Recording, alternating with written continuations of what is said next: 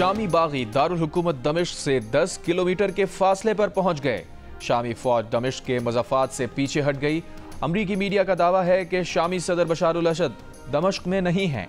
Iran की पासदारानी इनकलाब के आला फौजी ओहदेदारान शाम से निकल चुके। अमरीकी और मगरबी ओहदेदारों का कहना है कि बशारुल असद हुकूमत आइंदा हफ्ते ख़त्म होने का इम्कान है। शामी आर्मी चीफ का कौम से खिताब, अवाम के ताउन से जल्द बगावत पर काबू पाने के अज़्म का इजहार। कहा, अवाम बागियों की मन घड़त अफवाहों पर कान ना धरे।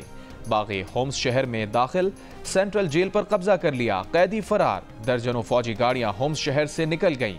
इराकी हुकाम का कहना है कि 2000 शामी फौजियों ने इराक में पनाह ले ली। पोलैंड का अपने शहरियों को शाम से फौरी निकलने का हुक्म।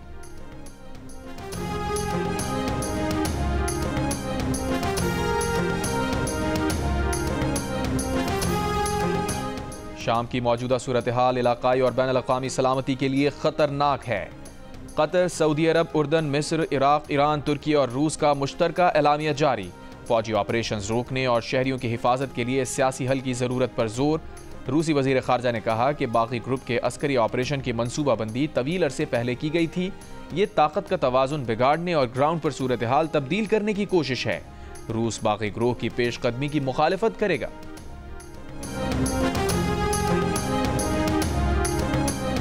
अंगू के इलाके टल में खवारिज के साथ फायरिंग के तबादले में शहीद 6 अहलकारों की नमाज जनाजा अदा कर दी गई। खैबर पख्तूनख्वा में सिक्योरिटी फोर्सेज ने 3 मुख्तलिफ ऑपरेशंस में 22 खवारिज को हलाक कर दिया। सदर मुमलिकत, वज़ीर आज़म और वज़ीर दाखिला का सिक्योरिटी फोर्सेज को खराज तहसीन, शोहदा को खराज अक़ीदत पेश किया। कहा, मुल्क से दहशतगर्दी के मुकम्मल खात्मे तक जंग जारी रखेंगे।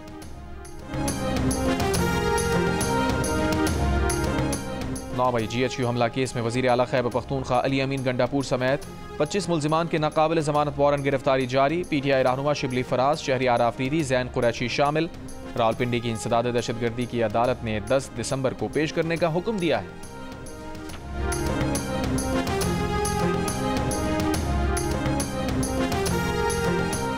रवा माली साल $35 अरब से ज़ायद तरसीलाते ज़र आने का इम्कान है। माशी तरक्की के लिए सियासी इस्तेहकाम ज़रूरी है। वज़ीर ख़जाना मोहम्मद औरंगज़ेब ने कहा है कि धरनों से हर रोज़ 190 अरब रुपए का नुकसान होता है। धरने देने वालों को ऐसा नहीं करना चाहिए। रियासती मिल्कियती इदारों की वजह से रोज़ाना 2 अरब 20 करोड़ रुपए का नुकसान होता है। वज़ीर ख़जाना ने पॉलिसी रेट में कमी का इम्कान भी जाहिर किया। महंगाई में कमी का फ़ायदा आवाम को ना पहुँचने के सवाल पर वज़ीर ख़जाना ने मिडल मैन को जिम्मेदार करार दिया।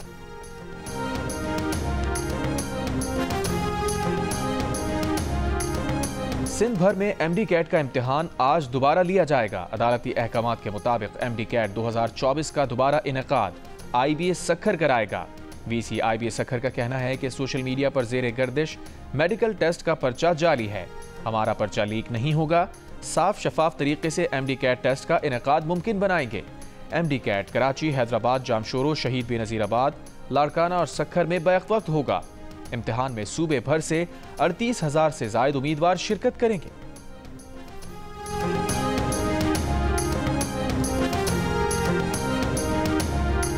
कराची के इलाके गबोल टाउन में शफीक कॉलोनी में घर में सिलेंडर फट गया। वाक़े में 6 अफराद जख्मी। सिलेंडर धमाका इमारत की पहली मंजिल पर हुआ। छत को नुकसान पहुंचा। अटक में गाड़ी में सवारी बिठाने के तनाज़े में 3 अफराद की जान चली गई। पुलिस के मुताबिक खड्डा चौक पर सवारी बिठाने पर तल्ख कलामी बढ़ी तो नामालूम मुल्जिमान ने फायरिंग कर दी। गोलियां लगने से टैक्सी ड्राइवर बाप बेटे समेत 3 अफराद जा बहक। पुलिस ने फरार मुल्जिमान की तलाश शुरू कर दी। कराची के इलाके खारादर में मुबैना तौर पर शौहर ने फायरिंग करके बीवी को कत्ल कर दिया। पुलिस के मुताबिक कत्ल की वजह मालूम ना हो सकी। मफरूर मुल्जिम की तलाश जारी।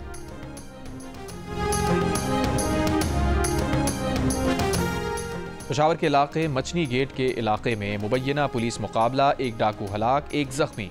पुलिस के मुताबिक मारा गया डाकू 20 मुकदमात में मतलूब था। जख्मी मुल्जिम से दस्ती बम और असलहा बरामद।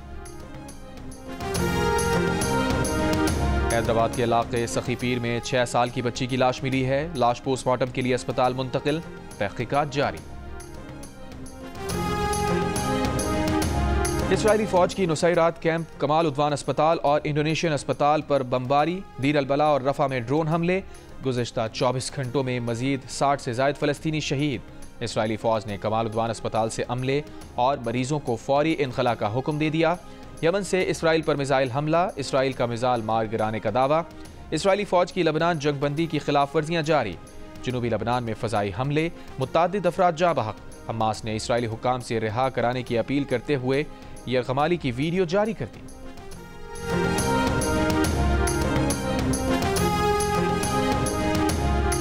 इसराइली दारुल-हुकूमत तल अवीव में वज़ीर आज़म नेतन्याहू हुकूमत के खिलाफ मुजाहिरा। तल अवीव की सड़कों पर हज़ारों अफराद का एहतजाज। गजा जंगबंदी और गैरमालियों की रिहाई का मुतालबा। बरतानिया में शदीद तूफान और बारिश, महकमा मौसमियात ने रेड वार्निंग जारी कर दी। बाज़ इलाकों में 90 मील फी घंटा की रफ्तार से तूफानी हवाएं। निज़ाम ज़िंदगी बुरी तरह मुतासिर। दरख्त गिरने से एक शख्स हलाक। कई हवाई अड्डों से परवाजें मनसूख।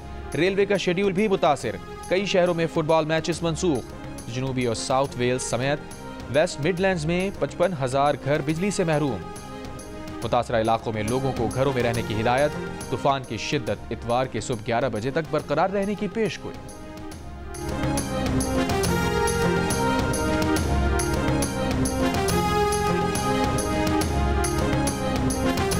पुलिस स्कॉटलैंड ने अपने फ्रंट लाइन अफसरान की दाढ़ियां मुंडवाने का हुक्म वापस ले लिया। पॉलिसी का मकसद चेहरे पर मुतनाज़े हिफाजती मास्क पहनने में सहूलियात देना था। हुकाम का कहना है कि अब मास्क का ये मंसूबा नाफिज करने पर गौर नहीं किया जा रहा। शेव कराए जाने के मुतालबे पर कार्रवाई करने वाले अहलकारों को हर्जाने के तौर पर 60,000 पाउंड अदा कर दिए गए।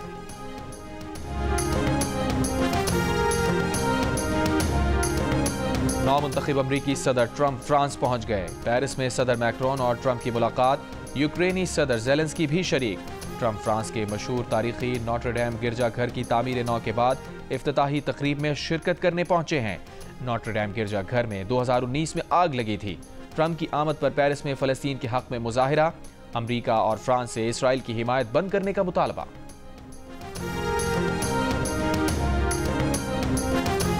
जनूबी कोरिया के सदर के खिलाफ मवाख़ज़े की तहरीक नाकाम। अपोजिशन का 11 दिसंबर को मवाख़ज़े की तहरीक दोबारा पेश करने का फैसला। इससे पहले सदर यून सुक योल ने मुस्ताफ़ी होने से इनकार करते हुए गुज़िश्ता हफ्ते के मार्शल लॉ के नफाज पर माफ़ी मांगी थी।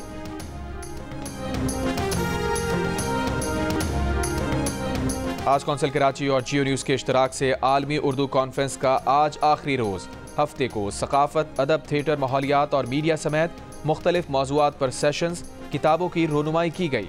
मारूफ शायर इफ्तिखार आरिफ, ज़हरा निगाह, अदाकार मुस्तफ़ा कुरैशी और जावेद शेख समेत कई शख्सियात की शिरकत। पाकिस्तान और तुर्की के सकाफती और तिजारती रिश्ते के सेशन में तुर्की के कौंसल जनरल की खुसूसी गुफ्तगू। साबिक कप्तान शाहिद आफरीदी ने खुसूसी सेशन में कहा, उर्दू बोलने वाले अदब का सबसे ज़्यादा शौक़ रखते हैं।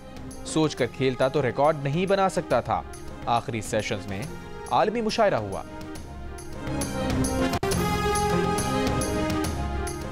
और गवर्नर सिंध हाउस में सिंध कल्चर फेस्टिवल का एहतमाम। रूस, चीन, जापान, अमान, कतर, बहरीन और दीगर ममालिक के कौंसल जनरल्स की शिरकत। गवर्नर सिंध की जानिब से ईरान, अफगानिस्तान, चीन, रूस के कौंसल जनरल को अजरक पेश की गई। यमन, मराकश, बांग्लादेश, जापान और बहरीन के कौंसल जनरल की भी तहाइफ पेश किए गए। गवर्नर सिंध ने कहा कि सिंध की सकाफत में अब IT भी शामिल होगी। सिंध भर में जल्द IT कोर्सेज शुरू होंगे। अवामी मसाइल को सुनने और दूर करने के लिए गवर्नर हाउस खुला रखा है।